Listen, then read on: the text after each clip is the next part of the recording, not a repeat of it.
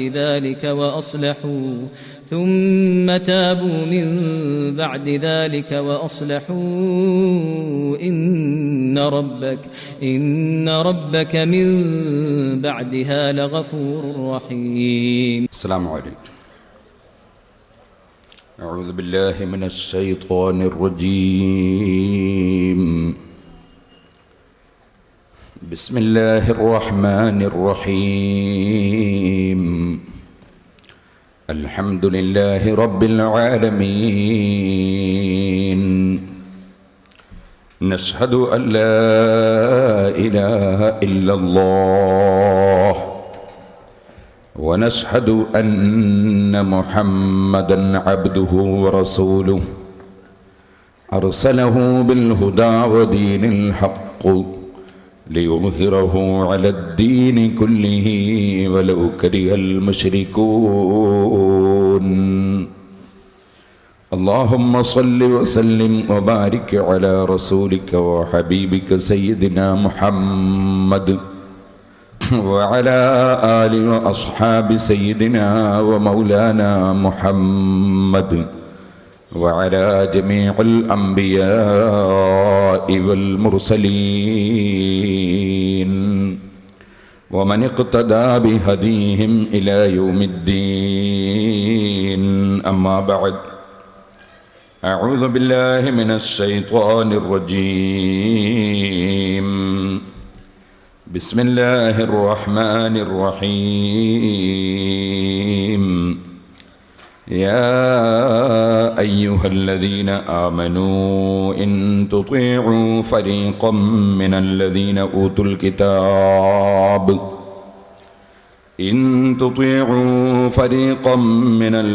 أوتوا الكتاب يردوكم بعد إيمانكم كافرين. صدق الله العلي العظيم. صدق وبلغ رسوله النبي الكريم. ونحن على ذلك من الشاهدين الشاكرين والحمد لله رب العالمين. يا خير من دفنت بالقاع أعظمه فطاب من طيبهن القاع واللكم. نفسي فداء لقبر أنت ساكنه فيه العفاف وفيه الجود والكرم.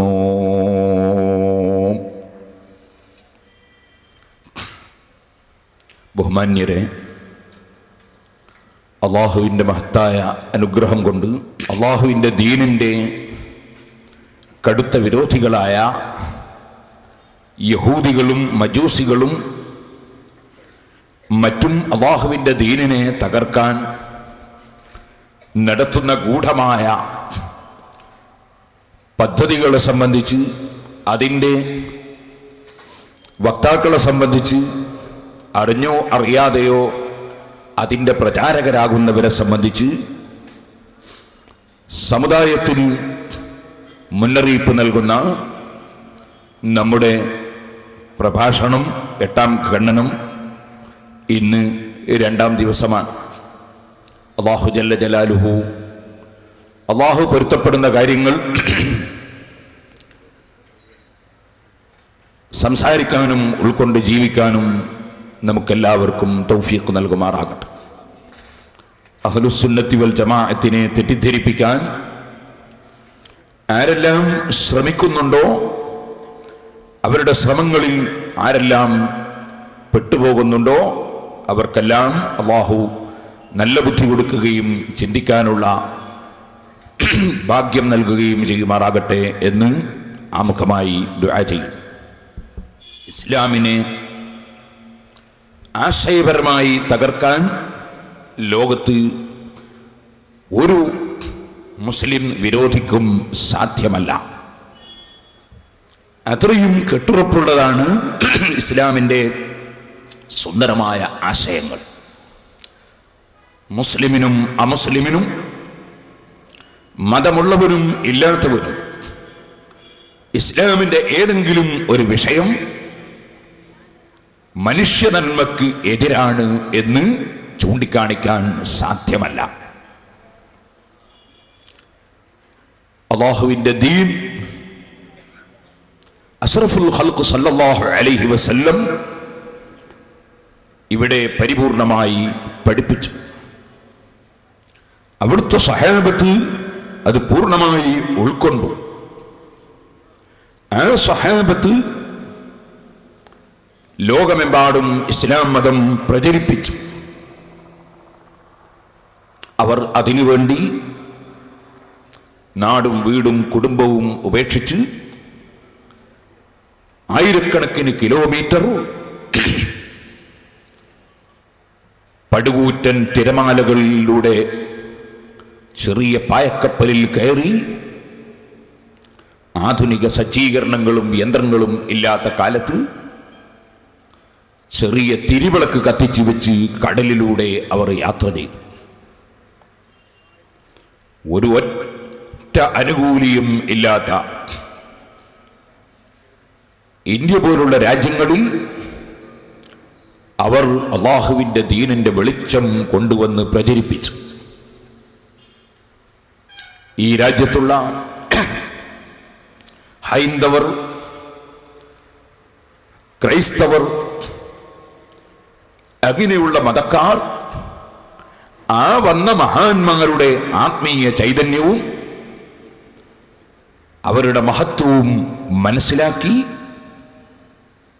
അവർ ഇസ്ലാമിനെ ആദരിക്കുകയും ബഹുമാനിക്കുകയും മുസ്ലിങ്ങൾക്ക് പള്ളി നിർമ്മിക്കാൻ സ്ഥലം അനുവദിച്ചു കൊടുക്കുകയും വളരെ ചെറിയ ആളുകൾ, വളരെ ചുരുങ്ങിയ ആളുകൾ മാത്രമാണ് ഇന്ത്യയിൽ വന്നതെങ്കിലും അവർക്കിവിടെ സ്വതന്ത്രമായി ജീവിക്കാൻ ഈ രാജ്യത്തുള്ള എല്ലാ മതക്കാരും സൗകര്യം ചെയ്തു കൊടുക്കുകയും ചെയ്തു. അങ്ങനെ നമ്മുടെ മുൻഗാമികൾ പരിശുദ്ധ ഇസ്ലാമിലേക്ക് സ്വമേധയാ ഇസ്ലാമിന്റെ പവിത്രതയും മഹത്വവും മനസ്സിലാക്കി കടന്നു വന്നു. ആ വന്ന മഹാന്മാർ ഇവിടെ കൊടുങ്ങല്ലൂരിലും കാസർഗോഡ് തളങ്കരയിലും തലശ്ശേരി ധർമ്മടത്തും കൊയിലാണ്ടി കൊല്ലത്തും കണ്ണൂർ ശ്രീകണ്ഠപുരത്തും അങ്ങനെ തുടങ്ങി 10ഓളം സ്ഥലങ്ങളിൽ അവർ പള്ളി നിർമ്മിച്ചു. അവർ ഇവിടെ ഇസ്ലാമിന്റെ കർമ്മങ്ങൾ നടപ്പാക്കി കാണിച്ചു തന്നു. അന്നു മുതൽ ഇന്ന് വരെ ആ പള്ളികളിൽ അല്ലാഹുവിന്റെ ദീൻ പരിപൂർണമായി നിലനിൽക്കുന്നു. കൊടുങ്ങല്ലൂരിൽ മാത്രം ഇടക്ക് കുറച്ച് ദിവസം നിസ്കാരത്തിൻ്റെ വളരെ പ്രധാനപ്പെട്ട നിബന്ധനയായ ജുമാ നിസ്കാരത്തിൻ്റെ നിബന്ധനയായ ഖുതുബ അറബിയല്ലാത്ത ഭാഷയിൽ ഓതാൻ കമ്മിറ്റിയിലെ പുത്തൻവാദികൾ പരിപാടി സംഘടിപ്പിച്ചു. എങ്കിലും അൽഹംദുലില്ലാഹ് അല്ലാഹുവിൻ്റെ തൗഫീഖ് കൊണ്ട്, എൻ്റെ ഉസ്താദുമാരുടെ ബർക്കത്ത് കൊണ്ട് ഞാൻ അവിടെ പോയി ഖുതുബ പരിഭാഷയെ സംബന്ധിച്ച് വ്യക്തമായി പ്രമാണങ്ങൾ ഉദ്ധരിച്ച് സംസാരിച്ചു. അങ്ങനെ കുറഞ്ഞ ദിവസം മലയാളത്തിൽ നടന്ന ഖുതുബ അൽഹംദുലില്ലാഹ് വീണ്ടും അറബി ഭാഷയിലേക്ക് തന്നെ കൊടുങ്ങല്ലൂരിലെ ഇന്ത്യയിലെ 1ാമത്തെ പള്ളിയിൽ തിരിച്ചു വന്നു. ഇപ്പോൾ അറബിയിൽ തന്നെ ഖുതുബ നിർവഹിക്കുകയാണ്. ഇത് അല്ലാഹു നമ്മെ ഏൽപ്പിച്ച ഉത്തരവാദിത്വം നിർവഹിച്ചതാണ്. അല്ലാഹു ഏൽപ്പിച്ച ഉത്തരവാദിത്വമാണ്. എവിടെയെങ്കിലും ബിദ്അത്ത്, അല്ലാഹുവിന്റെ ദീനിൽ ഇല്ലാത്ത ആശയം കടന്നു വരുമ്പോൾ അതിനെ പ്രമാണത്തിന്റെ പിൻബലത്തോടെ നേരിടണം എന്നത്. എന്നോട് ഇന്ന് എൻ്റെ ഒരു സുഹൃത്ത് പറഞ്ഞു, മുജാഹിദുകൾ പറയുന്നു പേരോട് പ്രസംഗിച്ചാൽ അവിടെ ഞങ്ങൾ വളരും, ഞാനതിൻ്റെ മറുപടി മുമ്പ് പറഞ്ഞിട്ടുണ്ട്. അങ്ങനെയാണെങ്കിൽ മുജാഹിദ് സ്റ്റേജിലൊക്കെ എന്നെ അവർ ക്ഷണിക്കുകയല്ലേ വേണ്ടത്? എനിക്ക് അവരല്ലേ സ്റ്റേജ് ഒരുക്കി തരേണ്ടത്? എന്നാൽ കൊടുങ്ങല്ലൂരിൽ പോയി ചോദിക്കൂ, ഇന്ത്യ രാജ്യത്തെ ഒന്നാമത്തെ പള്ളിയിൽ നിങ്ങൾ ഖുതുബ പരിഭാഷ നടപ്പാക്കിയില്ലേ? അള്ളാഹുവിൻ്റെ തൗഫീഖ് കൊണ്ട് ഞാൻ അവിടെ പോയി പ്രസംഗിച്ചു. അവിടെ അറബിയിൽ തന്നെ ഖുതുബ ഓതുന്ന സാഹചര്യം അള്ളാഹു ഉണ്ടാക്കി തന്നില്ലേ? ഞാനത് അഹങ്കാരമായി പറയുന്നില്ല. ഇമാം ഗസാലി റളിയല്ലാഹു അൻഹു പറഞ്ഞിട്ടുണ്ട്, പുസ്തകത്തിലൂടെ ഇഴഞ്ഞു നീങ്ങുന്ന ഉറുമ്പ്, ആ ഉറുമ്പിന് ചിലപ്പോൾ നിബ്ബാണ് എഴുതുന്നത് എന്ന് തോന്നും. നിബ്ബല്ല, അതിൻ്റെ പിന്നിൽ പേനയുണ്ട്, പേനയുടെ പിന്നിൽ കൈയുണ്ട്, കൈയിൻ്റെ പിന്നിൽ മനുഷ്യനുണ്ട്, മനുഷ്യൻ്റെ പിന്നിൽ അള്ളാഹു ഉണ്ട്. അത് അള്ളാഹുവാണ് ചെയ്തത്.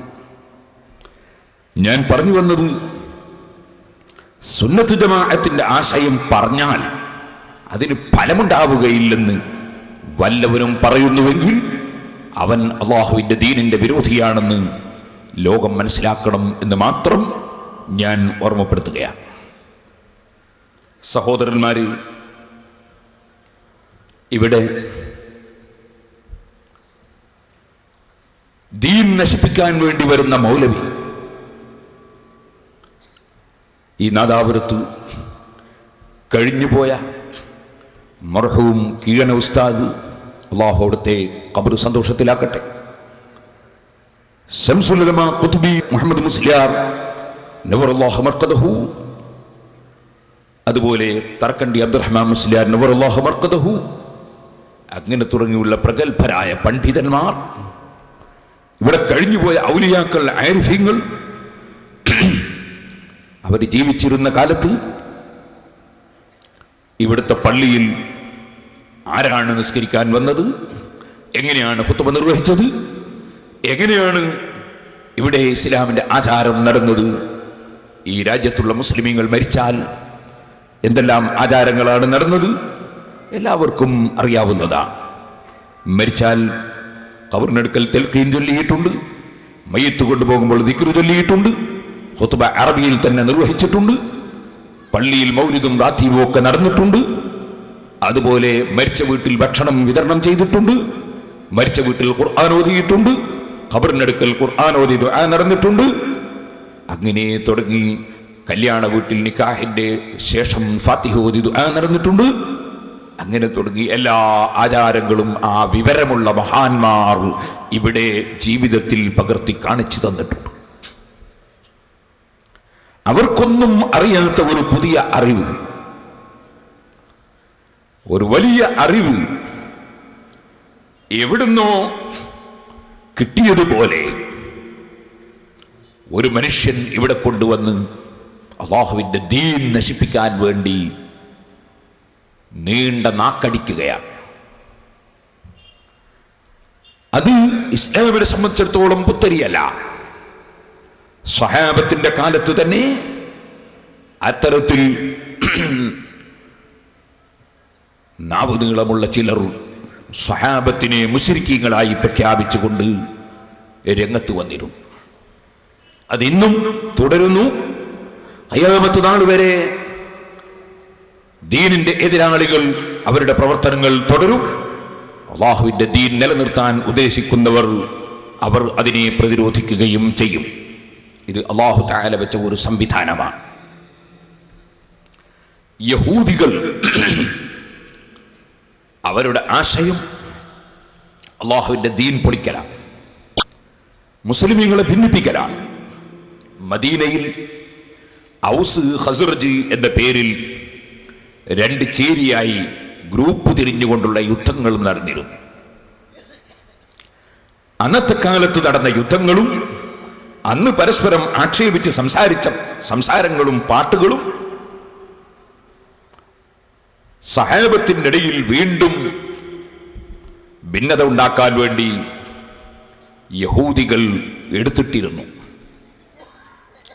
ആ സമയത്ത് കൂടുതൽ ചിന്ത വരാത്ത ചിലർ പഴയ കാലത്തുള്ള ആ ഗ്രൂപ്പ് വഴക്ക് ഓർമ്മിച്ച് പരസ്പരം ഭിന്നിക്കാൻ നോക്കുന്ന സമയത്താണ് അല്ലാഹുവിന്റെ പരിശുദ്ധ ഖുർആൻ പഠിപ്പിച്ചു. വഅ്തസിമൂ ബിഹബ്ലില്ലാഹി ജമീഅൻ വലാ തഫറഖൂ വദ്കുറൂ നിഅമത്തല്ലാഹി അലൈക്കും ഇദ് കുൻതും അഅദാഅൻ ഫഅല്ലഫ ബൈന ഖുലൂബിക്കും.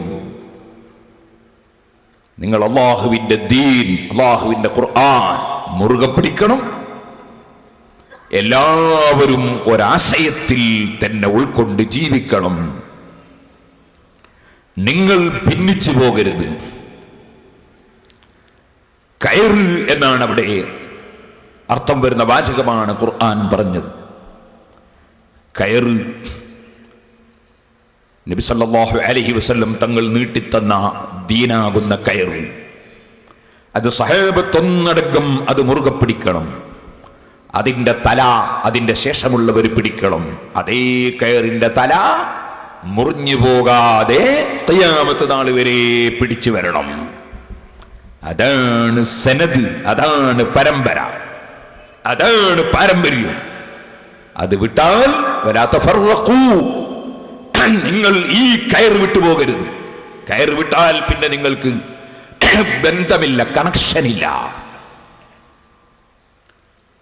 ഇത് തകർക്കാനാണ് യഹൂദികളുടെ ശ്രമം. അതിന് യഹൂദികൾ ചെയ്യുന്ന പരിപാടി എന്താണ്?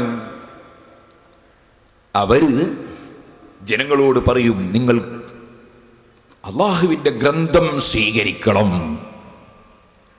നിങ്ങൾ യോജിച്ചതെന്ന് ആ പാരമ്പര്യത്തിൽ ജീവിക്കണം എന്നതിന് പകരം നിങ്ങൾ അല്ലാഹുവിന്റെ ഗ്രന്ഥം സ്വീകരിക്കണം. ഒറ്റ വാക്കിൽ പറഞ്ഞാൽ അലി ഇബ്നു അബീ ത്വാലിബ് റളിയല്ലാഹു അൻഹു മുശ്രിക്കാണ്, കാഫറാണെന്ന് പറഞ്ഞ ആദ്യത്തെ പുത്തൻവാദികളായ ഖവാരിജുകൾ ഇനിൽ ഹുക്മു ഇല്ലാ ലില്ലാഹ്, വിധി പറയാൻ അധികാരം അല്ലാഹുവിന് മാത്രമാണ് എന്ന് പറഞ്ഞപ്പോൾ അലി റളിയല്ലാഹു അൻഹു പറഞ്ഞു, കലിമത്തു ഹഖ്ഖിൻ ഉരീദ ബിഹൽ ബാത്തിൽ. പറയുന്ന വാക്ക് ശരിയാണ്, പക്ഷേ ഉദ്ദേശം അത് ദുരുദ്ദേശമാണ്. ഇതുപോലെ ഖുർആൻ സ്വീകരിക്കണം എന്ന് പറഞ്ഞാൽ ഏതെങ്കിലും ഒരു മുസ്ലിമിന് പറയാൻ പറ്റുമോ ഖുർആൻ സ്വീകരിക്കാൻ പാടില്ല? അപ്പൊ പറഞ്ഞ വാചകം ശരിയാണ്, പക്ഷേ ഉദ്ദേശം അല്ലാഹുവിന്റെ ദീൻ തകർക്കലാണ്. അത് യഹൂദികളുടെ പദ്ധതിയാണ്. വഇന്ന മിൻഹും ലഫരീഖൻ യൽഊന അൽസിനതഹും ബിൽ കിതാബി ലിതഹ്സബൂഹു മിനൽ കിതാബ്.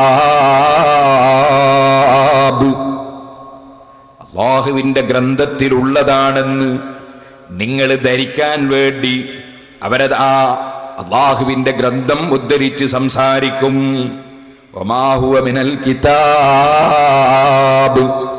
അല്ലാഹുവിന്റെ ഗ്രന്ഥമാണെന്ന് പറഞ്ഞിട്ട് നിങ്ങളെ മുന്നിൽ അവർ അവതരിപ്പിക്കുന്ന ആശയം അത് പടച്ച റബ്ബിന്റെ ഗ്രന്ഥമല്ല. വയഖൂലൂന ഹുവ മിൻ ഇൻദില്ലാഹ്, അത് അല്ലാഹുവിന്റെ അടുക്കൽ നിന്നുള്ള നിയമമാണ്, ഗ്രന്ഥമാണെന്നവർ പറയും. വമാ ഹുവ മിൻ ഇൻദില്ലാഹ്, അത് അല്ലാഹുവിങ്കൽ നിന്ന് വന്ന ആശയമേ അല്ല, പടച്ചവന്റെ ഗ്രന്ഥമല്ല. വയഖൂലൂന അലല്ലാഹിൽ കദിബ വഹും യഅലമൂൻ, മനഃപൂർവ്വം അറിഞ്ഞുകൊണ്ട് പടച്ചവന്റെ ഗ്രന്ഥത്തിന്റെ പേരിൽ അവർ കള്ളം പറയുകയാണ് നബിയേ. അല്ലാഹുവിന്റെ ഗ്രന്ഥമാണ് എന്ന് പറഞ്ഞ് അവതരിപ്പിക്കും, പക്ഷേ അല്ലാഹുവിന്റെ ഗ്രന്ഥത്തിലുള്ളതും അവർ പറയുന്നതും തമ്മിൽ യാതൊരു ബന്ധവും ഇല്ല. ഇത് യഹൂദികളുടെ സ്വഭാവമാണെന്ന് ഖുർആൻ നമ്മെ പഠിപ്പിക്കുന്നു. അല്ലാഹുവിന്റെ പേരിൽ കള്ളം പറയും. ഈ കക്ഷികളെ അനുസരിച്ചാൽ പഴച്ചു പോകും. അല്ലാഹുവിന്റെ ഗ്രന്ഥത്തിലേക്ക് ആണ് അവർ വിളിക്കുക നാവ് കൊണ്ട്, പക്ഷേ ഉദ്ദേശം ദുരുദ്ദേശമാണ്. അവരെ സംബന്ധിച്ച് ഖുർആൻ പറഞ്ഞു, ഈ വിഷയം പഠിപ്പിച്ചുകൊണ്ട് പറഞ്ഞു, യാ അയ്യുഹല്ലദീന ആമനൂ, ഓ മുഅ്മിനീങ്ങളെ, ഇൻ തുതീഉ ഫരീഖം മിനല്ലദീന ഊതുൽ കിതാബ്, ആ ഗ്രന്ഥം നൽകപ്പെട്ടിട്ട് ആ ഗ്രന്ഥം തിരിമറി നടത്തുന്ന കക്ഷികൾ, ആ കക്ഷികളെ നിങ്ങൾ വഴിപ്പെട്ട് കഴിഞ്ഞാൽ യറുദ്ദൂകും ബഅദ ഈമാനിക്കും, നിങ്ങൾക്ക് ഈമാൻ കിട്ടിയതിന് ശേഷം നിങ്ങളെ അവർ തിരിച്ചു കൊണ്ടുപോകും കാഫിരീൻ, അവിശ്വാസികളായി തിരിച്ചു കൊണ്ടുപോകും. നിങ്ങൾ ആദ്യം മുഅ്മിനീങ്ങളാണ്, പിന്നെ നിങ്ങളെ ഈമാൻ നശിച്ച് നിങ്ങൾ കുഫറിലേക്ക് നീങ്ങുന്നു. അത് ഈ ജൂതന്മാരെ പദ്ധതിയാണെന്ന് ഖുർആൻ വ്യക്തമായി പഠിപ്പിക്കുന്നു. ഓ മുസ്ലിമീങ്ങളെ, ഇനി നിങ്ങൾ ശ്രദ്ധിക്കുക. ഇവിടെ വന്ന മൗലവി എന്താ പറഞ്ഞത്? ഖുർആനിലേക്ക് ക്ഷണിച്ചാൽ മോമിനാണോ മുസ്ലിമാണോ അവനെല്ലാ ഇമാമിങ്ങളെയും വലിച്ചെറിഞ്ഞ് ഖുർആനിലേക്ക് പോകണമെന്നാണ്. അപ്പൊ ഏതൊരു സാധാരണക്കാരനും തോന്നും ഖുർആനല്ലേ ഇമാമിനേക്കാൾ വലുത്. ഓ മുസ്ലിമീങ്ങളെ, ദുരുദ്ദേശത്തിന്റെ വാക്കാണത്. യഥാർത്ഥത്തിൽ ഖുർആൻ അറിയുന്നത് ഇമാമിങ്ങൾക്കാണ്. അവര് പഠിപ്പിച്ചതാണ് ഖുർആനിന്റെ ആശയം. അത് വിട്ടിട്ട് ആരെങ്കിലും ഒരാൾ ഖുർആനിലേക്ക് വരൂ എന്ന് പറഞ്ഞ് ഖുർആൻ ഓതുന്നത് കേൾക്കുമ്പോ നമ്മൾ ഇമാമിങ്ങളെ വിട്ട് അവരുടെ പിന്നാലെ പോയാൽ അവസാനം ഇസ്ലാമെന്ന് പുറത്താണ് കേട്ടോ. ഇനി ഞാൻ നിങ്ങൾക്കതിന്റെ തെളിവുകൾ ഓരോന്നോരോന്ന് കാണിക്കുകയാണ്. ഇതെന്താണ് സാധനം എന്ന് നിങ്ങൾ കാണുന്നുണ്ടോ? നല്ല തൊപ്പിയും തലപ്പാവും ധരിച്ച് താടിയുള്ളൊരു മനുഷ്യനതാ ഒരു പുസ്തകം വായിക്കുന്ന ഒരു ചിത്രം. ഇതിന്റെ പേരെന്താണ്? ബൈബിളിന്റെ പരിശുദ്ധി. ഖുർആനിന്റെയും ഹദീസിന്റെയും അടിസ്ഥാനത്തിൽ, ഖുർആനിന്റെയും ഹദീസിന്റെയും അടിസ്ഥാനത്തിൽ ബൈബിളിന്റെ പരിശുദ്ധി. ഇതാരാണ് എഴുതുന്നത്? എഴുതുന്നത് ഏതെങ്കിലും ക്രിസ്ത്യാനിയുടെ പേരുള്ളവനല്ല. ഇത് എഴുതുന്നത് ആരാണ്? എഴുതുന്നത് സഹോദരന്മാരെ ഗയാസുദ്ദീനാണ്. ഗയാസുദ്ദീനാണ് ഇത് എഴുതുന്നത്. അപ്പൊ നിങ്ങൾ മനസ്സിലാക്കണം, ഈ ഗയാസുദ്ദീൻ എഴുതുന്ന ഈ ഗ്രന്ഥം ഇതിലെന്താ പറയുന്നത്? ഇതിന്റെ ചില വാചകങ്ങൾ നിങ്ങൾക്ക് ഞാൻ വായിച്ചു കേൾപ്പിക്കുന്നു. നിങ്ങൾ മനസ്സിലാക്കണം. ആ ഏതെങ്കിലും ഒരു മനുഷ്യൻ വന്ന് ഖുർആനിലേക്ക് വരൂ എന്ന് പറയുമ്പോ ഇമാമിങ്ങളെയും മുൻഗാമികളെയും വലിച്ചെറിഞ്ഞ് അതാണ് ഖുർആൻ എന്ന് മനസ്സിലാക്കി പോയാൽ അവനതാ യഹൂദി മതത്തിലാണ്, നസ്രാനി മതത്തിലാണ്. സംശയം വേണ്ട. വായിക്കട്ടെ, കേട്ടോളൂ. വേദപുസ്തകത്തിന്റെ ആസ്തിക്യത്തെയും മൂല്യത്തെയും എടുത്തു പറയുന്ന ഖുർആനിലെ ഭാഗങ്ങളുടെ ഒരു സംക്ഷിപ്ത രൂപം. ഇതില് 11 പാരഗ്രാഫ്. ഓരോ പാരഗ്രാഫിലും എത്രയോ ആയത്തുകൾ ആണെന്ന് പറഞ്ഞ് കൊടുക്കുന്നുണ്ട്. ഇതിൽ 1-2 ഞാൻ വായിക്കാം, കേട്ടോളി. യഹൂദന്മാരും ക്രിസ്ത്യാനികളും തൗറാത്തിനെയും ഇഞ്ചീലിനെയും അനുസരിക്കണം. മറ്റ് മാർഗദർശനങ്ങളൊന്നും അവർക്കില്ല. 5:65-69 ഖുർആനിലെ 5-ാം അധ്യായത്തിലെ 65 മുതൽ 69 വരെ സൂക്തം പഠിപ്പിക്കുന്നത് അള്ളാഹുവിന്റെ റസൂലിനെ വിശ്വസിച്ച് യഹൂദി ഇസ്ലാമിലേക്ക് വരേണ്ടതില്ലെന്നാണ് പോൽ. അതിനായത്തുദ്ധരിക്കാണ്. ക്രിസ്ത്യാനികൾ വിശുദ്ധ അത് യഹൂദന്മാരും ക്രിസ്ത്യാനികളും തൗറാത്തിനെയും ഇഞ്ചീലിനെയും അനുസരിക്കണം. മറ്റ് മാർഗദർശനങ്ങളൊന്നും അവർക്കില്ല. തൗറാത്തും ഇഞ്ചീലും അള്ളാഹുവിന്റെ ഗ്രന്ഥമാണ്. പക്ഷേ അതല്ലല്ലോ ഇപ്പോൾ അതാ ഈ കക്ഷികളെ കൈവശത്തിലുള്ളത്.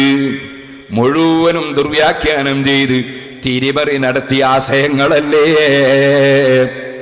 ആ തൗറാത്തും ഇഞ്ചീലും തന്നെ അതിൽ മുഹമ്മദ് നബി സല്ലല്ലാഹു അലൈഹി വസല്ലമ തങ്ങളെ സംബന്ധിച്ച് അതാ വ്യക്തമായി ശരിയായ തൗറാത്തിലും ഇഞ്ചീലിലും പറഞ്ഞിട്ടുണ്ട്. ആ നബി വന്നാൽ വിശ്വസിക്കണമെന്ന് പറഞ്ഞിട്ടുണ്ട്. അതുകൊണ്ട് ഖുർആൻ പല സ്ഥലത്തും പറയുന്നുണ്ട്, നിങ്ങൾ തൗറാത്തും ഇഞ്ചീലും സ്വീകരിക്കണേ. കാരണം അതിൽ നബിയെ അംഗീകരിച്ച് നബി പറയും പോലെ നടക്കണമെന്ന് പഠിപ്പിച്ചിട്ടുണ്ട്. പക്ഷെ ആ ഭാഗമൊക്കെ അങ്ങ് മൂടി വെച്ചിട്ട് അവരതാ തൗറാത്തും ഇഞ്ചീലുമല്ലാത്ത വേറെ ഒന്നും അവർക്ക് വേണ്ടതില്ല എന്നല്ലേ ഖുർആൻ ഉദ്ധരിച്ചിട്ട് ഇവരർത്ഥം വെച്ചിരിക്കുന്നത്. ഇനിയും കേട്ടോളൂ. ക്രിസ്ത്യാനികൾ വിശുദ്ധ ഗ്രന്ഥങ്ങളെ വായിക്കുന്നവരാണ്. 2 113 121 10 95. ഇനിയും കേട്ടോളൂ, ക്രിസ്ത്യാനികൾ ഇഞ്ചീലിനെ അനുസരിച്ച് വിധിക്കണം 5 41 49. ഇങ്ങനെ ഖുർആൻ സ്വീകരിക്കേണ്ടതില്ല, അതേ സ്ഥാനത്ത് ബൈബിള് സ്വീകരിച്ചാൽ മതി എന്നതിന് ഖുർആനിൽ നിന്ന് ആയത്തുദ്ധരിക്കുന്നു ആര്? മുസ്ലിമിന്റെ പേരുള്ള മനുഷ്യൻ. ഇവിടെയാണ് നിങ്ങൾ ചിന്തിക്കേണ്ടത്. ഖുർആനിലേക്ക് ക്ഷണിക്കുമ്പോൾ ക്ഷണിക്കുന്നവന്റെ പിന്നാലെ ഇമാമിങ്ങളെയും മുൻഗാമികളെയും വലിച്ചെറിഞ്ഞ് അവൻ പറയുന്നതാണ് ഖുർആനിന്റെ ആശയമെന്ന് മനസ്സിലാക്കി മുന്നോട്ട് പോയാൽ ആ പോകുന്ന സഹോദരന്മാരെ, ആ പോകുന്ന മനുഷ്യൻ ഇസ്ലാമെന്ന് പുറത്തല്ലേ?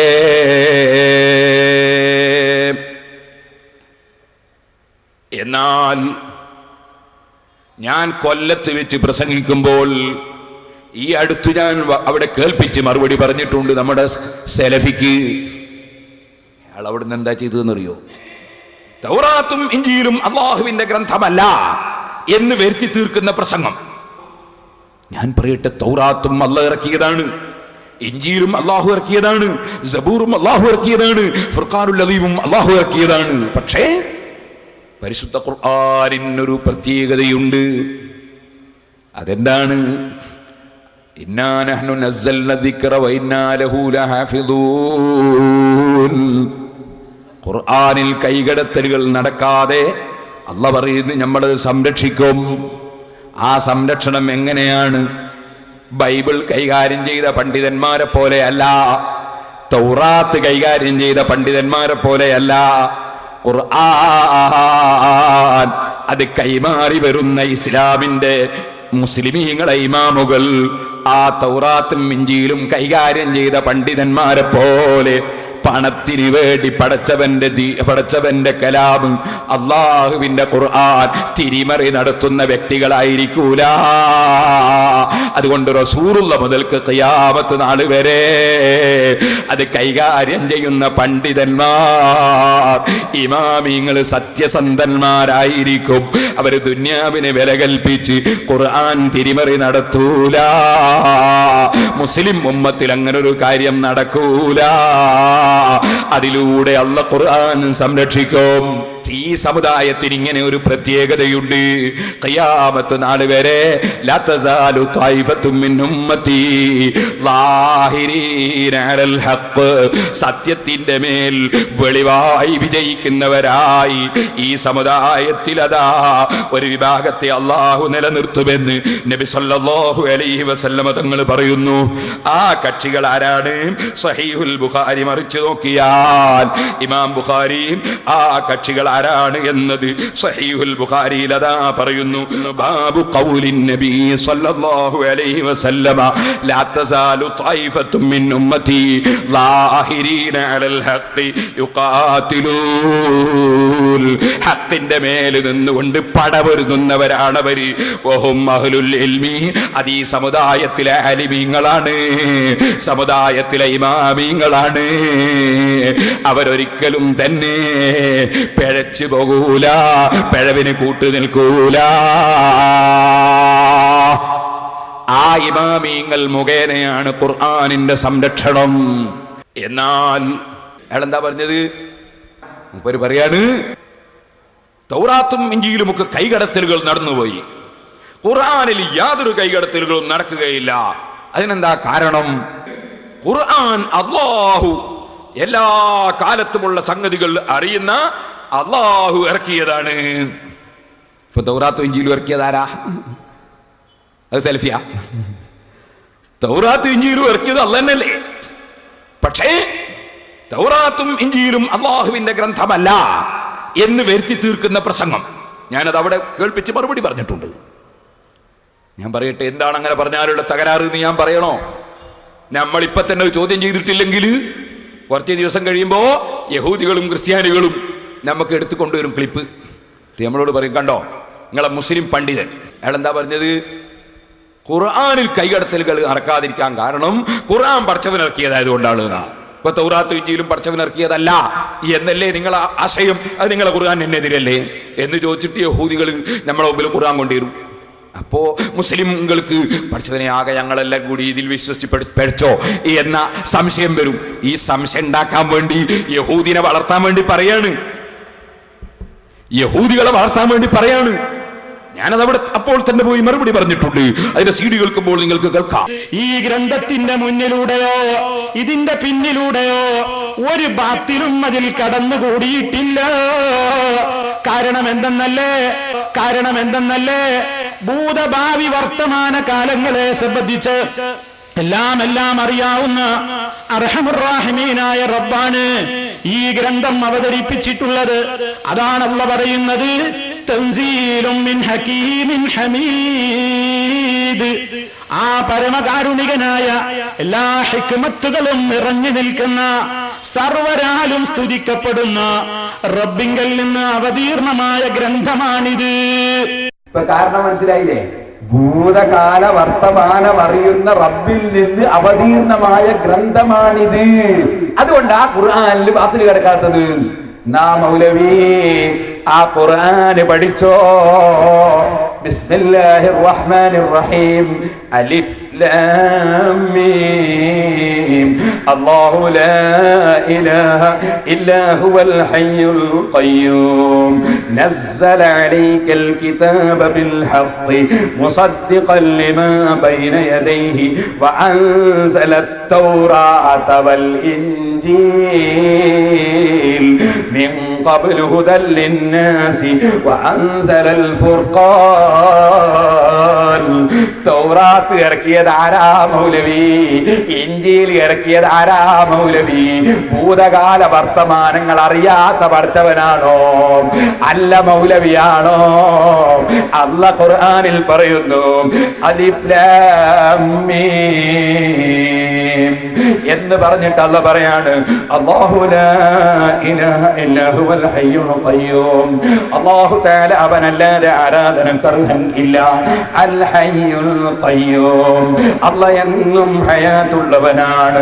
അൽ ഖയ്യൂം എല്ലാം നോക്കി നടത്തി നിയന്ത്രിക്കുന്നവനാണ്, എല്ലാം കൊണ്ടും നിന്ന് വരുന്നവനാണ്. നസ്സല അലൈക്കൽ കിതാബ ബിൽ ഹഖ്. ഓ നബിയേ, സത്യമായ വിധം അങ്ങേക്ക് ഖുർആൻ അല്ലാഹ് ഇറക്കി. മുസദ്ദിഖൻ ലിമാ ബൈന യദൈഹി. ആ ഖുർആനിന് മുമ്പുള്ള തൗറാത്തിലും ഇൻജീലിലും സബൂറിലും ഒക്കെ പറഞ്ഞത് സത്യമാണ് എന്ന് പറയുന്ന വിധത്തിലാണ് ഖുർആൻ അല്ലാഹ് അങ്ങേക്ക് ഇറക്കിയത്. വഅൻസലത് തൗറാത വൽ ഇൻജീൽ. തൗറാത്ത് ഇറക്കിയതും അല്ലാഹ് തന്നെ, ഇൻജീൽ ഇറക്കിയതും അല്ലാഹ് തന്നെ. മിൻ ഖബ്ലു ഹുദൽ ലിന്നാസ്. അത് ഖുർആനിന് മുമ്പായി ജനങ്ങളെ സന്മാർഗത്തിലേക്ക് നയിക്കാൻ അല്ലാഹ് ഇറക്കിയതാണ്. വഅൻസലൽ ഫുർഖാൻ. ഫുർഖാനുൽ അദീം ഇറക്കിയതും അല്ലാഹ് തന്നെ. നിങ്ങൾ പറഞ്ഞതോ ഈ ഖുർആനിൽ ബാത്തിൽ കടക്കാത്തതിന്റെ കാരണം എന്തെന്നറിയോ? മൂപ്പരൊരു പുതിയ കാരണം തേവലക്കര പാസാക്കാണ്. എന്താ കാരണം? ഭൂതകാല വർത്തമാനം അറിയുന്ന പടച്ചവനാണ് അത് അവതരിപ്പിച്ചത്. ചോദിക്കട്ടെ, തൗറാത്ത് ഇറക്കിയതും അല്ലാഹയല്ലേ? ഇൻജീൽ ഇറക്കിയതും അല്ലാഹയല്ലേ? സബൂർ ഇറക്കിയതും അല്ലാഹയല്ലേ? എന്നിട്ട് അതിലെല്ലാം കടത്തിക്കൂട്ടലുകൾ അതാ പലരും നടത്തിയില്ലേ? ഖുർആനിന് ബാത്തിൽ കടക്കാത്തതിന്റെ കാരണമായിട്ടാണോ? തൻസീലും മിൻ ഹകീമിൻ ഹമീദ് എന്നല്ല പറഞ്ഞത് അതിന്റെ കാരണമല്ല. ഖുർആൻ അല്ലാഹ് ഇറക്കിയ ഗ്രന്ഥമാണ് എന്നാണ് പറഞ്ഞതിനർത്ഥം. അല്ലാതെ ബാത്തിൽ കടക്കാത്തതിന്റെ കാരണം അല്ലാഹ് ഇറക്കിയത് കൊണ്ടാണെന്നല്ല. അങ്ങനെയാണെങ്കിൽ തൗറാത്ത് ഇറക്കിയതും അല്ലാഹയാണ്, ഇൻജീൽ ഇറക്കിയതും അല്ലാഹയാണ്, സബൂർ ഇറക്കിയതും അല്ലാഹയാണ്. ഇമാമിങ്ങൾ മുഖേനയാണ് ഖുർആനിന്റെ സംരക്ഷണം. അതിലൊന്നാമത്തെ ഇമാമാണ് സയ്യിദുനാ അബൂബക്കർ സിദ്ദീഖ്. ആ അബൂബക്കർ സിദ്ദീഖ് റളിയല്ലാഹു അൻഹുവിന്റെ ഭരണകാലത്ത് തന്നെ ഖുർആൻ 30 ജുസും പൂർണ്ണമായി എഴുതിയിട്ട് ക്രോഡീകരിച്ചു വെച്ചു. അത് വലിയ ഒരു സംഭവമാണ്. പക്ഷേ നിങ്ങൾക്കറിയോ, പുത്തൻവാദികൾ പറഞ്ഞു അബൂബക്കർ പിഴച്ചുപോയി. ഒന്നാമത്തെ ഇമാമ് തന്നെ പിഴച്ചുപോയി. ഏത് പുത്തൻവാദിയാ പറഞ്ഞത്? അള്ളാഹ്ക്ക് കയ്യും കാലും ഉണ്ടെന്ന് പറയുന്ന പുത്തൻവാദി, മാസം കണ്ടാലെടുത്തൂടാ കണക്ക് കൂട്ടണമെന്ന് പറയുന്ന പുത്തൻവാദി, പടച്ചവൻ കസേരയിൽ ഇരിക്കുന്നു എന്ന് പറഞ്ഞ പുത്തൻവാദി, ഒരു ബുദ്ധിയുള്ള മനുഷ്യനും അംഗീകരിക്കാൻ കഴിയാത്ത വാദം ഉന്നയിക്കുന്ന പുത്തൻവാദി. രാവിലെയാവുമ്പോ അള്ളാഹ് ഇറങ്ങും. ഇവിടെയും പ്രസംഗിച്ചാണോ നമ്മളെ സെൽഫി? നിങ്ങളൊന്ന് ആലോചിച്ച് നോക്ക്. അല്ലാഹു സുബ്ഹാനഹു വ തആല എല്ലാ രാത്രിയിലും അതാ നമ്മോട് അടുത്ത ആകാശത്തിലേക്ക് ഇറങ്ങി വരുന്നു. അല്ലാഹു സുബ്ഹാനഹു വ തആല എല്ലാ രാത്രിയിലും അതാ നമ്മോട് അടുത്ത ആകാശത്തിലേക്ക് ഇറങ്ങി വരുന്നു. രാത്രി മുമ്പ് ഇറങ്ങും. അപ്പൊ ഇസ്ലാമിനെ തകർക്കാനുള്ള ഓരോരോ ആശയം പറയാ യഹൂദികൾക്ക് വേണ്ടിയാണ്. കാരണം രാത്രി അള്ളാഹു ഇറങ്ങും എന്ന് പറയുമ്പോ ശാസ്ത്രം പഠിക്കുന്ന കുട്ടികളുണ്ടാവും സദസ്സിൽ ഒരുപാട്. അവരെ മനസ്സിലൊക്കെ ഇസ്ലാമിനെ പറ്റി സംശയമായി, അള്ളാഹിനെ പറ്റി സംശയമായി. കാരണം അപ്പൊ അത് അമേരിക്കയിൽ രാത്രിയാകുമ്പോഴാണോ ഇന്ത്യയിൽ രാത്രിയാകുമ്പോഴാണോ സംശയം. അപ്പോ വിവരമുള്ള ബുദ്ധിയുള്ള കുട്ടികൾ സംശയമായി. അപ്പൊ അതിന് മറുപടി പറഞ്ഞു ഇന്ത്യയിൽ രാത്രിയാകുമ്പോൾ. അപ്പൊ അമേരിക്കക്കാർക്ക് അല്ലില്ലേ? അമേരിക്കക്കാരല്ലയോ? അപ്പൊ പിന്നെ ഓരോ സ്ഥലത്തും ഓരോ മിനിറ്റിലും രാത്രിയാകുന്നുണ്ട്. അപ്പൊ പിന്നെ അള്ളാഹ് ഇറങ്ങലല്ല കറങ്ങലായി. അള്ളാഹു തആല ഇറങ്ങലല്ല പിന്നെ കറങ്ങലായി. ബുദ്ധിയുള്ള മനുഷ്യന്റെ മുന്നിൽ ഇസ്ലാമിനെ നശിപ്പിക്കാൻ വേണ്ടി യഹൂദികൾ കൊണ്ടുവന്ന ആശയമാണ്. ഈ ആശയം പറഞ്ഞ കക്ഷികൾ അതാണ് റാഫിദുകൾ. ആ റാഫിദുകളുടെ അതേ ആശയം തന്നെ നാദാപുരത്ത് വന്നിട്ട് ഛർദിച്ചില്ലേ? ഓ മുസ്ലിമീങ്ങളെ, ബുദ്ധിയുള്ള മനുഷ്യന് ഇസ്ലാമിനെയും അള്ളാഹുവിനെയും ചോദ്യം ചെയ്യാൻ വേണ്ടി മൗലവി ഇവിടെ വന്ന് പ്രസംഗിച്ചില്ലേ? മൗലവിമാർ അൽമനാറിൽ കുറിച്ചില്ലേ? ബുദ്ധിയുള്ള മനുഷ്യൻ ഇസ്ലാമിനെ ചോദ്യം ചെയ്യാൻ യഹൂദികളുടെ ഗൂഢതന്ത്രമാണ് കേട്ടോ. അത് ഇവരുടെ നാവിലൂടെ പുറത്തു വരികയാണ്, ഇവരുടെ പേനയിലൂടെ പുറത്തു വരികയാണ്. എന്നിട്ട് മൗലവി പറഞ്ഞില്ലേ? ഒരു മൗലവി പറഞ്ഞു, അൽമനാറിൽ പറഞ്ഞു, പടച്ചവന് വലത്തും ഇടത്തും കൈയുണ്ട്. മറ്റേ മൗലവി പറഞ്ഞു, അൽമനാറിൽ തന്നെയും പറഞ്ഞു, അതാ അള്ളാഹുവിന് വലത്ത് രണ്ട് കൈയാണ്, എടുത്ത് കൈയില്ല. അപ്പൊ ഇത് രണ്ടും എടുത്തു വെച്ച് യഹൂദി ചോദിക്കുകയാണ്, നിങ്ങളെ മുസ്ലിം പണ്ഡിതന്മാരെ, നിങ്ങളിൽ ഒരു കക്ഷി ഇതാ പടച്ചവന് രണ്ട് കൈ വലത്തും ഇടത്തുമുണ്ടെന്ന് പറഞ്ഞില്ലേ? പിന്നീട് അതാ ഒന്നാണെന്ന് അതേ വലത്ത് മാത്രമാണെന്ന് പറഞ്ഞില്ലേ? അപ്പൊ നിങ്ങൾക്ക് അള്ളാഹുള്ള വിശ്വാസം ഉണ്ടെങ്കിൽ അത് ശരിയല്ലല്ലോ, അള്ളാഹ്ക്ക് മാറ്റമുണ്ടോ? ഇത് യഹൂദി ചോദിക്കാൻ വേണ്ടി എഴുതി വെക്കുകയാണ്, അൽമനാറിൽ പ്രസംഗിക്കുകയാണ് സെലഫി. അള്ളാഹുവിന് രണ്ട് കൈയുണ്ട്, അവന്റെ രണ്ട് കൈയും വലം കൈയാണ് പ്രസംഗിക്കുകയാണ് സലാഹി. ഞാനതൊക്കെ മുമ്പ് ചോദ്യം ചെയ്തത് മുസ്ലിമീങ്ങൾക്കറിയാമല്ലോ. കഴിഞ്ഞ പ്രാവശ്യം ഞാനതൊക്കെ ക്ലിപ്പിട്ട് കേൾപ്പിച്ചതാണല്ലോ. അവന്റെ രണ്ട് കൈകളും വലതാണ്. ലാ ശിമാല ഫീഹിമാ, ആ രണ്ട് കൈകളിലും ശിമാലില്ല, ഇടതില്ല. കേട്ടില്ലേ? അപ്പൊ അള്ളാഹ്ക്ക് രണ്ട് കൈയുണ്ട്, ഇടതില്ല, ഇടത് കൈയില്ല, വലത്ത് രണ്ട് കൈ. എന്നാ മൗലവിമാരെ, നിങ്ങൾ അള്ളാഹിനെ കൊണ്ട് കളിക്കുന്ന കളിയാണിത്. ഇത് നിങ്ങളെ അൽമനാറാണ്. എപ്പോഴുള്ള അൽമനാർ? ഏറ്റവും ലേറ്റസ്റ്റ് 2009 ജനുവരി. ഈ അൽമനാർ സ്ക്രീനിൽ അങ്ങ് വായിച്ചോ സഹോദരന്മാരെ. ഇതിലെന്താ പറയുന്നത്? ഇതിൽ ഇവര് പറയുന്നത് കേട്ടോ. നബി സല്ലല്ലാഹു അലൈഹി വസല്ലം പറയുന്നു, അന്ത്യദിനത്തിൽ അള്ളാഹു ആകാശങ്ങളെ ചുരുട്ടിയെടുക്കും. പിന്നീട് തന്റെ വലത് കൈ കൊണ്ട് പിടിച്ച ശേഷം പറയും, ഞാനാണ് രാജാവ്. എവിടെ അഹങ്കാരികളും ധിക്കാരികളും? ശേഷം ഭൂമിയെ തന്റെ ഇടത് കൈ കൊണ്ട് ചുരുട്ടിപ്പിടിക്കും.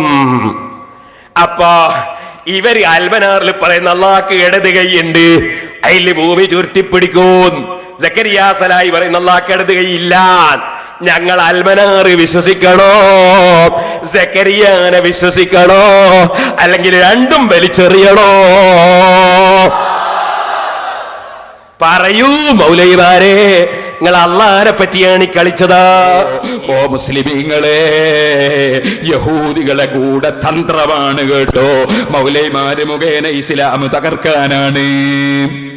ഒരു ബുദ്ധിയുള്ളവന്റെ മുന്നിലും നിലനിൽപ്പില്ലാത്തൊരു പ്രസ്ഥാനമായി ഈ ഇസ്ലാമിനെ കൊണ്ടുവരാനുള്ള പദ്ധതിയാണ്. ഇത് തിരിച്ചറിയാനുള്ള ബുദ്ധി മുസ്ലിം പണ്ഡിതന്മാർക്ക് അല്ലാഹ് തന്നിട്ടുണ്ട് കേട്ടോ.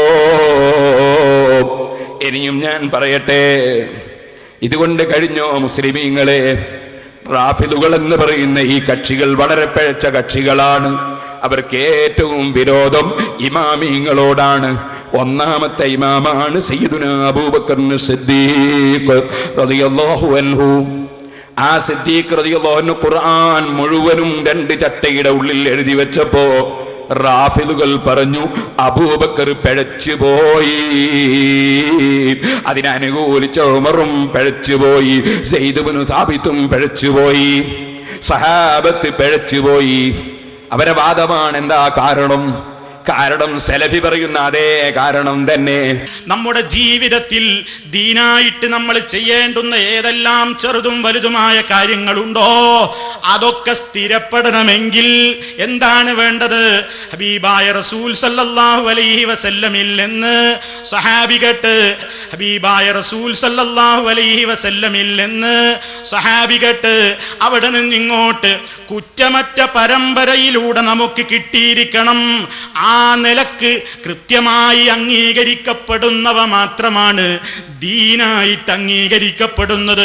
എന്നാ മുസ്ലിമീങ്ങളെ, നിങ്ങൾ ശരിക്കും മനസ്സിലാക്കി വെച്ചോ, ഇത് പടച്ചറബിന്റെ ദീന് നശിപ്പിക്കാനുള്ള മൗലവിയുടെ കുതന്ത്രമാണ് കേട്ടോ. ആ കുതന്ത്രത്തിൽ മുസ്ലിമീങ്ങൾ പെട്ടുപോകണ്ട. മൗലവി അത് തന്നെ അതാ ഈ പുസ്തകത്തിൽ പറയുന്നുണ്ട് കേട്ടോളെ. മുസ്ലിമീങ്ങളുടെ ഈമാൻ കവർന്നെടുക്കാനും സമയം നഷ്ടപ്പെടുത്താനും തനിക്ക് കീശ നിറക്കാനും ചിലർ പ്രചരിപ്പിച്ചുകൊണ്ടിരിക്കുന്ന കള്ള സലാത്തുകളെ എതിർക്കേണ്ടത് ഓരോ മുസ്ലിമിന്റെയും ബാധ്യതയല്ലേ എന്ന് ആലോചിക്കുക. നാരിയത്ത് സലാത്തിനെ എതിർക്കാൻ വേണ്ടി എഴുതിയതാ. അതിന്റെ ശേഷം പറയുന്ന വാചകം കേട്ടോളി. നമ്മുടെ കൽപ്പന ഇല്ലാത്ത വല്ല അമലും ആരെങ്കിലും അനുഷ്ഠിച്ചാൽ അത് തള്ളപ്പെടേണ്ടതാണ് എന്നാണ് മുത്തുനബി സല്ലല്ലാഹു അലൈഹി വസല്ലം നമ്മെ പഠിപ്പിച്ചത്. അപ്പൊ എന്താ പഠിപ്പിച്ചത്? നമ്മളെ കൽപ്പന ഇല്ലാത്തൊരു കാര്യം ചെയ്യാൻ പാടില്ല.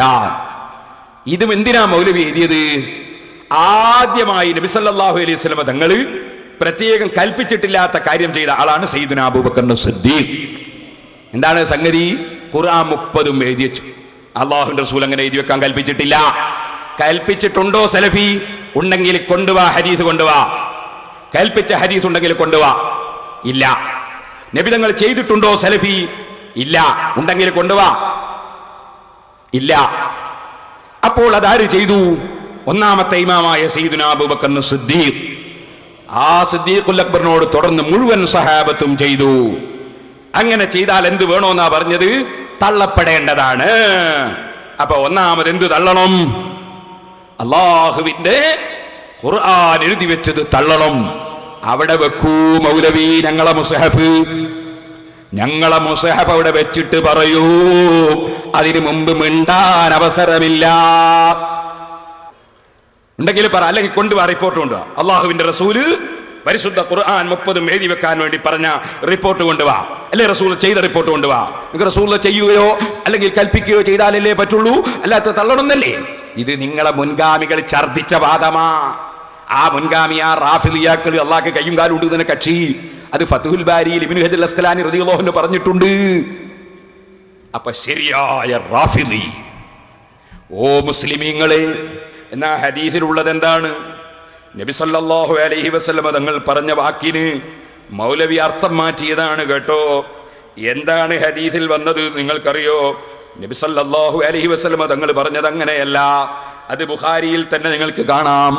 ബാബു ഇദജ്തഹദൽ ആമിലു അവിൽ ഹാകിമു ഫഅഖ്താ ഖിലാഫർ റസൂലി മിൻ ഗൈരി ഇൽമിൻ ഫഹുക്മുഹു മർദൂദുൻ ലിഖൗലി നബി സല്ലല്ലാഹു അലൈഹി വസല്ലം മൻ അമില അമലൻ ലൈസ അലൈഹി അംറുനാ ഫഹുവ റദ്ദ്.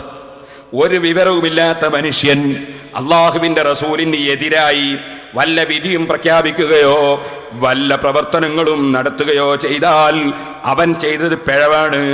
ആ പിഴവ് തള്ളപ്പെടേണ്ടതാണ്. അവന്റെ വിധി തള്ളപ്പെടേണ്ടതാണ്. അതിന് തെളിവാണ് മൻ അമില അമലൻ, ആരെങ്കിലും വല്ല പ്രവൃത്തിയും ചെയ്താൽ ലൈസ അലൈഹി അംറുനാ, നമ്മളെ ഈ ദീൻ കാര്യം ആ അടിസ്ഥാനത്തിലല്ല, അവൻ ചെയ്ത അടിസ്ഥാനത്തിൽ ദീനില്ല, അവൻ ദീനിന്റെ അടിസ്ഥാനത്തിൽ നിന്ന് വിട്ടുകൊണ്ട് ചെയ്തതാണ്. ഫഹുവ റദ്ദുൻ, അവനെയും തള്ളേണ്ടതാണ്, അവൻ കൊണ്ടുവന്ന ആശയവും തള്ളേണ്ടതാണ്. ഇതാണ് വാസ്തവത്തിൽ അള്ളാഹിന്റെ റസൂല് പറഞ്ഞതിന്റെ അർത്ഥം. അത് മാറ്റിയിട്ട് മൗലവിമാരെന്ത് ചെയ്തു എന്നറിയോ? നമ്മുടെ കൽപ്പനയില്ലാത്ത വല്ല അമലും ആരെങ്കിലും അനുഷ്ഠിച്ചാൽ അത് തള്ളപ്പെടേണ്ടതാണ് എന്നാണ് മുത്തുനബി സല്ലല്ലാഹു അലൈഹി വസല്ലം നമ്മെ പഠിപ്പിച്ചത്. നമ്മളുടെ സലഫി അദ്ദേഹത്തിന്റെ സ്വന്തം പുസ്തകമായ മനഃശാന്തി പ്രാർത്ഥനയിലൂടെ ഹുസൈൻ സലഫി എഴുതിയ പുസ്തകത്തിന്റെ 149-ാമത്തെ പേജിൽ എഴുതുന്നു, ഇത് സിദ്ദീഖുൽ അക്ബറിനെ തള്ളാൻ വേണ്ടി എഴുതിയതാണ്, സഹാബത്തിനെ തള്ളാൻ വേണ്ടി എഴുതിയതാണ്.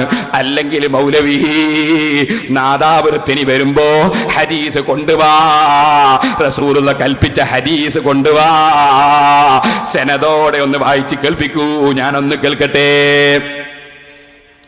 ഇനി മുസ്ലിമീങ്ങളെ, ഇനിയൊരു ചോദ്യം കൂടി. ഇയാള് റസൂലുള്ളാഹിനെ പറ്റി എന്താ ഇപ്പൊ പറഞ്ഞ്? മുത്തുനബി സല്ലല്ലാഹു അലൈഹി വസല്ലം അതിനും കൊണ്ടുവരണം റിപ്പോർട്ട്. അള്ളാഹുവിന്റെ റസൂല് ജീവിതത്തിൽ എപ്പോഴെങ്കിലും മുത്തുനബി എന്ന് പറഞ്ഞിട്ടുണ്ടോ? മുത്തുനബി എന്ന് പറയാൻ കൽപ്പിച്ചിട്ടുണ്ടോ? കൽപ്പിക്കാത്തൊരു വിശേഷണം റസൂലുള്ളാഹിക്ക് പറയാൻ എന്താണ് തെളിവ്? കൊണ്ടുവരൂ റിപ്പോർട്ട്. നിങ്ങൾ ശരിക്കും മനസ്സിലാക്കണം, എന്തൊക്കെ കുതന്ത്രങ്ങളാണ്. സുബ്ഹാനല്ലാഹ്. ഖബറിന് പോയിട്ട് വടക്കേ ഇന്ത്യയിൽ ചിലര് സുജൂദ് ചെയ്യുന്നു, കടുത്ത ഹറാം. അത് ഹറാമാണെന്ന് പഠിപ്പിക്കുന്നത് ഞങ്ങള് ഫതുൽ മുഈനിലുണ്ട്, എല്ലാ സ്ഥലത്തുണ്ട്.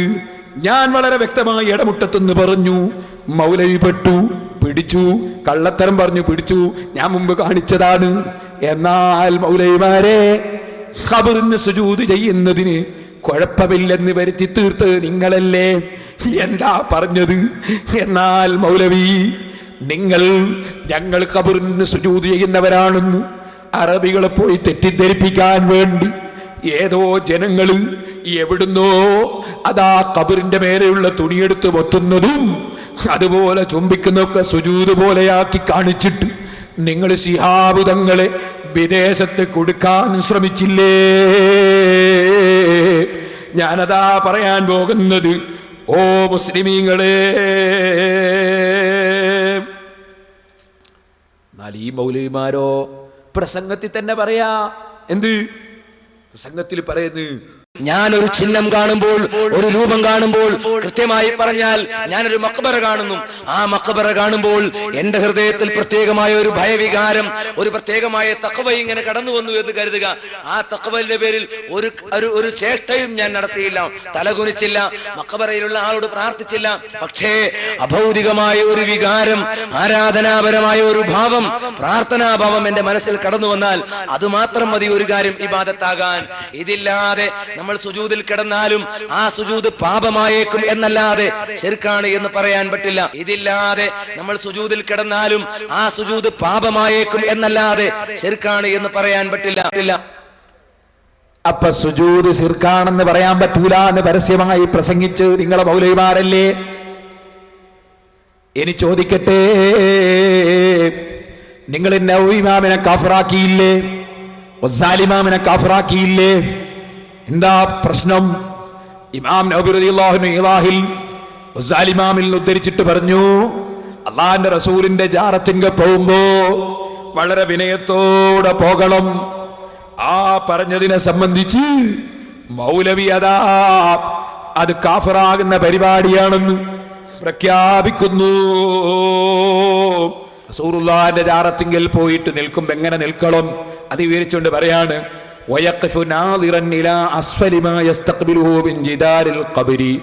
ഖബറിന്റെ ചുമരിന്റെ അടുക്കൽ നിന്ന് അതിന്റെ താഴോട്ട് റസൂലുള്ളാഹി അടി കിടക്കിയല്ലേ, അതുകൊണ്ട് താഴോട്ട് നോക്കിയിട്ടാണ് നിൽക്കേണ്ടത്. എങ്ങനെ അവൻ എങ്ങനെയാ നിൽക്കേണ്ടത്? അവന്റെ കണ്ണ് ചിമ്മി ഭക്തിയോടെ ഫീ മഖാമിൽ ഹൈബത്തി വൽ ഇജ്ലാലി, റസൂലുള്ളാഹിനോടുള്ള ആദരവും ഭക്തിയും പ്രകടിപ്പിച്ചുകൊണ്ട് നിൽക്കണം. ഫാരിഗൽ ഖൽബി മിൻ അലായിഖി ദുനിയാ, ദുനിയാവിന്റെ ചിന്തകളിൽ നിന്ന് മനസ്സിനെ ഒഴിച്ചു നിർത്തണം.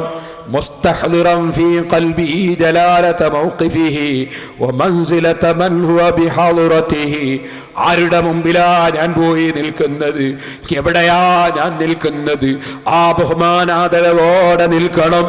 സുമ്മ യുസല്ലിമു, പിന്നെ നബി തങ്ങൾക്ക് സലാം പറയണം. വലാ യർഫഉ സൗതഹു, ശബ്ദമുയർത്തി പറയരുത്. ബൽ യഖ്തസിദു, അവനതാ കൂടുതൽ ഉയർത്താതെ ഒത്ത ശബ്ദത്തിൽ പറയണം. فيقول السلام عليك يا رسول الله، السلام عليك يا نبي الله، السلام عليك يا خيرة الله، السلام عليك يا خير خلق الله، السلام عليك يا حبيب الله، السلام عليك يا نذير، السلام عليك يا بشير، السلام عليك يا طهر، السلام عليك يا طاهر، السلام عليك يا نبي الرحمة، السلام عليك يا نبي الأمة، السلام عليك يا أبا القاسم، السلام عليك يا رسول رب العالمين، السلام عليك يا سيد المرسلين وخاتم النبيين، السلام عليك يا خير الخلائق أجمعين، السلام عليك يا قائد الغر المهجلين، السلام عليك وعلى آلك وأهل بيتك وأزواجك وذريتك وأصحابك أجمعين، السلام عليك وعلى سائر الأنبياء وجميع عباد الله الصالحين. جزاك الله يا رسول الله أن أفضل ما جزى نبيا ورسولا عن أمته، وصلى الله عليك كلما ذكرك ذاكر وغفل عن ذكرك غافل، أفضل وأكمل وأطيب ما صلى على أحد من الخلق أجمعين. أشهد أن لا إله إلا الله وحده لا شريك له، وأشهد أنك عبده ورسوله وخيرته من خلقه، وأشهد أنك قد بلغت الرسالة وأديت الأمانة ونصحت الأمة وجاهدت في الله حق جهاده. اللهم آته الوسيلة والفضيلة وبعثه مقاما محمودا الذي وعدته، وآته نهاية ما ينبغي يسأله السائلون. اللهم صل على محمد عبدك ورسولك النبي الأمي وعلى آل محمد وأزواجه وذريته كما صليت على إبراهيم وعلى آل إبراهيم، وبارك على محمد النبي الأمي وعلى آل محمد وأزواجه وذريته كما باركت على إبراهيم وعلى آل إبراهيم في العالمين إنك حميد مجيد. ഇങ്ങനെ പറയണം, തലതാഴ്ത്തി പറയണം. ഇങ്ങനെ പറഞ്ഞാൽ, ഇങ്ങനെ ചെയ്താൽ അല്ലാത്തവർക്ക് ഇബാദത്താവൂന്ന് സക്കരിയ. നിങ്ങൾ റസൂലുള്ളാഹിന്റെ ഖബറിന്റെ അവിടെ എത്തുമ്പോൾ നിങ്ങൾ കൈകാലുകൾ അടക്കി വെച്ച് തല അല്പം താഴ്ത്തി കണ്ണു കൂട്ടി നിങ്ങൾ വളരെ അദബിൽ നിൽക്കണം. നിങ്ങൾ തിരുഹദറത്തിലാണ് ഇപ്പോൾ നിൽക്കുന്നത്. റസൂൽ നിങ്ങളെ കണ്ടുകൊണ്ടിരിക്കുകയാണ്. നിങ്ങൾ ആഗമനോദ്ദേശം അദ്ദേഹം അറിഞ്ഞുകൊണ്ടിരിക്കുന്നു. സുബ്ഹാനല്ലാഹ്, ഇത് തന്നെയല്ലേ ഇബാദത്ത്? അഖ്സാ ഗായത്തുൽ ഖുദൂഇ വതദല്ലുലി, അങ്ങേയറ്റത്തെ വിനയത്തിന്റെയും താഴ്മയുടെയും പ്രകടനം അല്ലാഹുവിന്റെ മുമ്പിൽ ചെയ്താൽ അല്ലാഹുവിന്റെ ഇബാദത്ത്. ഇവിടെ റസൂലിനെ കുറിച്ച് അഭൗതികമായ വിശ്വാസത്തോടു കൂടി റസൂൽ തന്നെ കാണുന്നു, റസൂൽ തന്നെ മനോഗതങ്ങൾ അറിയുന്നു എന്ന വിശ്വാസത്തോടു കൂടി റസൂലിന്റെ ഖബറിന്റെ അടുത്ത് നിന്ന് അയാൾ ഇപ്രകാരം ചെയ്താൽ അത് റസൂലിന്റെ ഇബാദത്താണെന്ന കാര്യത്തിൽ ആർക്കാണ് സംശയമുള്ളത്? അപ്പൊ റസൂലുള്ളാഹിന്റെ ഇബാദത്താണ് പോലും. അപ്പൊ നവവി ഇമാമും ഗസാലി ഇമാമും അള്ളാഹ്ക്ക് മാത്രം ഇബാദത്ത് എടുക്കണമെന്ന് പഠിപ്പിക്കുന്നതിന് പകരം റസൂലുള്ളാഹിക്ക് ഇബാദത്ത് എടുക്കണമെന്ന് പഠിപ്പിച്ചതാണോ മുസ്ലിമീങ്ങളെ? ഇമാമിങ്ങളെ മുഴുവനും അല്ലല്ലാത്തവർക്ക് ഇബാദത്ത് എടുത്ത അബൂജഹലിനെ പോലെയാണെന്ന് വരുത്തി തീർക്കുകയാണ് ഇവര്. നിങ്ങൾ മനസ്സിലാക്കണം. ഞാൻ മൗലവിമാരോടൊരു ചോദ്യം. നിങ്ങളെ നേതാക്കന്മാരുണ്ടല്ലോ, ഉമർ മൗലവി, ആ ഉമർ മൗലവിന്റെ ബുക്കല്ലേ ഇത്? ഈ ഉമർ മൗലവി ഇതിൽ പറയുന്നുണ്ട് എന്താ വേണ്ട? അഥവോ ഖബറിന്റെ അടുത്ത് എന്ന് അതവോടുകൂടി നിന്നിട്ട് പതുക്കെ അസ്സലാമു അലൈക യാ റസൂലല്ലാഹ് എന്ന് സലാം പറയുക. ഉമർ മൗലവിയും അല്ലല്ലാത്തവർക്ക് ഇബാദത്ത് എടുക്കാൻ പറഞ്ഞോ മൗലവി? ചോദ്യം 2, അസ്സലാമു അലൈക യാ ഖലീഫത്ത് റസൂലില്ലാഹ് അബൂബക്കറിൻ വറഹ്മത്തുഹു വബറകാതുഹു എന്ന് പറയണം. അവിടെ ചോദ്യമുണ്ട്. എന്താ ചോദ്യം? സിയാറത്ത് ഞാൻ എന്താ പറയേണ്ടത് എന്ന് ആയിഷ ബീവി ചോദിച്ചപ്പോ റസൂലുള്ളാഹി പറഞ്ഞു അസ്സലാമു അലൈക്കും അഹ്ലദ്ദിയാരി മിനൽ മുഅ്മിനീന വൽ മുസ്ലിമീൻ എന്ന് പറയാനല്ലേ? റസൂലുള്ളാഹി പറയാത്തൊരു വാചകം പറയാൻ നിങ്ങൾക്ക് റിപ്പോർട്ട് എവിടെ? സനദ് എവിടെ? ചോദിക്കട്ടെ, നിങ്ങൾ ഇബ്നു ബാസ് എഴുതിയ ബുക്കില്ലേ, ആ ബുക്കിൽ അസ്സലാമു അലൈക യാ നബിയല്ലാഹ്, അസ്സലാമു അലൈക യാ ഖൈറത്തല്ലാഹ് എന്ന് പറഞ്ഞിട്ട് അശ്ഹദു അന്നക ഖദ് ബല്ലഗ്ത റിസാല എന്ന് അവിടുന്ന് പറയണമെന്നുണ്ടല്ലോ. റസൂലുള്ളാഹി സ്വല്ലല്ലാഹു അലൈഹി വസല്ലം തങ്ങൾ റിപ്പോർട്ട് കിട്ടാത്തത് നിങ്ങളെ കയ്യിലില്ല എന്നല്ലേ സലഫി പറഞ്ഞത്? അങ്ങനെ പറയാൻ റസൂലുള്ളാഹി കൽപ്പിച്ചു.